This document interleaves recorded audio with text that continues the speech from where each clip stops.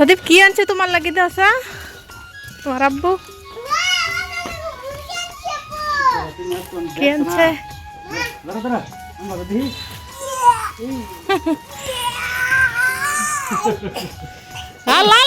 রক্ত ভরবো মুরগির রক্ত ভরবো মুরগির রক্ত ভরবো যাও যাও রান্না করে নিয়ে যাও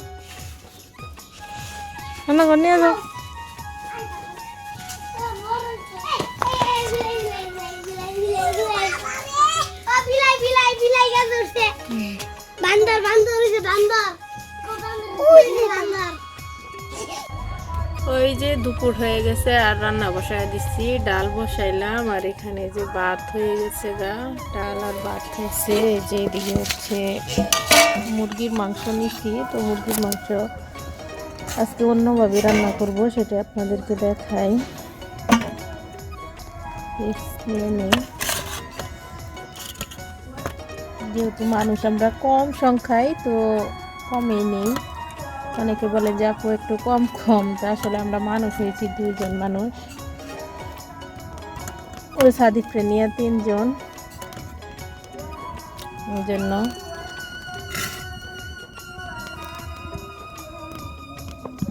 তার মুরগির মাংস রান্না করার জন্য এই যে দেখেন একটা স্পেশাল মশলা করলাম এটা হচ্ছে আলু মানে আলু যে আমরা সবজি খাই সেই আলু তারপরে হচ্ছে কাঁচামরিচ আর হচ্ছে এখানে রসুন পেঁয়াজ রসুন সবগুলাই একসাথে মানে পেস্ট করে ফেলছি আর এখানে হচ্ছে যে জিরার সাথে সব কিছু ওই যে এখানে দেখেন 1 বাটি হয়েছে তো এইগুলো দিয়ে আজকে রান্না করবো কীভাবে রান্না করি সেটাই আপনারা দেখতে থাকেন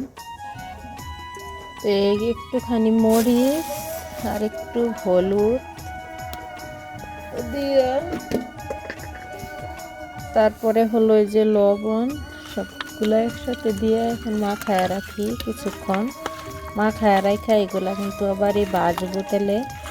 ভাজা তারপরে কীভাবে রান্না করি সেটাই আপনাদেরকে দেখাই সুন্দর একটা রেসিপি তো আমার কাছে ভালো লাগে আপনাদের কাছে কেমন লাগবে সেটা আপনাদেরকে দেখাবো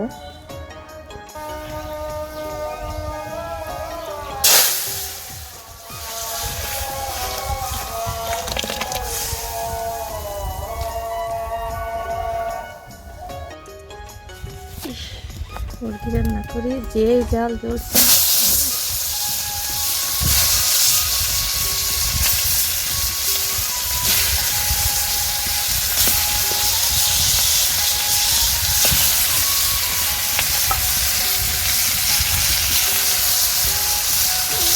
এমন জাল জ্বলছে বাবারি বাবা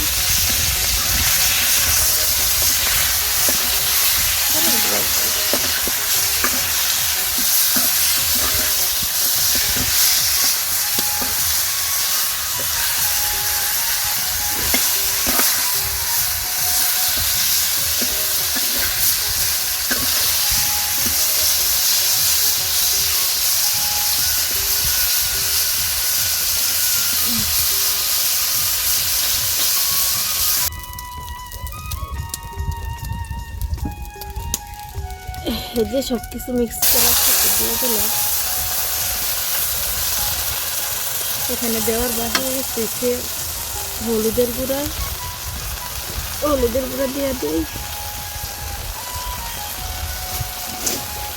দিব মরিচের গুঁড়া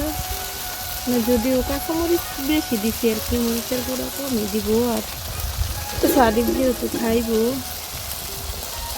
তো আবার বেশি মরিচ তেলে খাইতে পারবো না এইটুকু মরিচের গুঁড়িটা দেওয়া খালি কালারের লাগে নাহলে কালার হতো না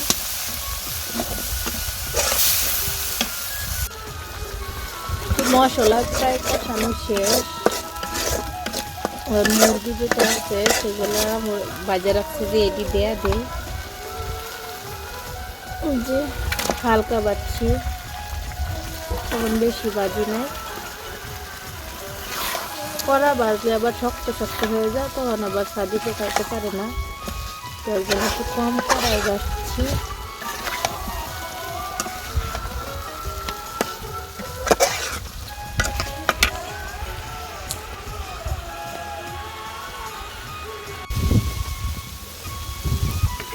কষায় নিলাম, এখন আবার পানি দিয়ে দেই, কিছুক্ষণ হইতে থাক।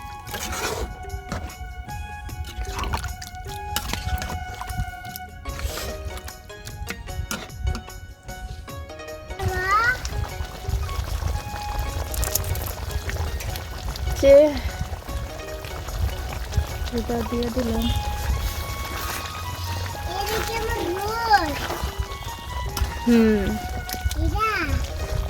হইতে থাক। কি কও? মুরগির ঠ্যাং, এটা রোস্ট না।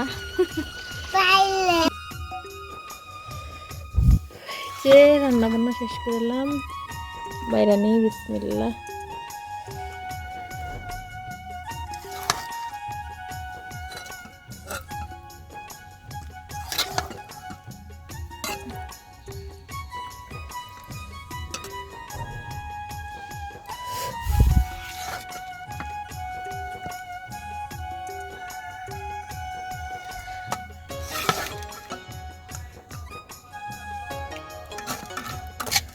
সারাদিনই কত পাপন ভাজা ভাজা।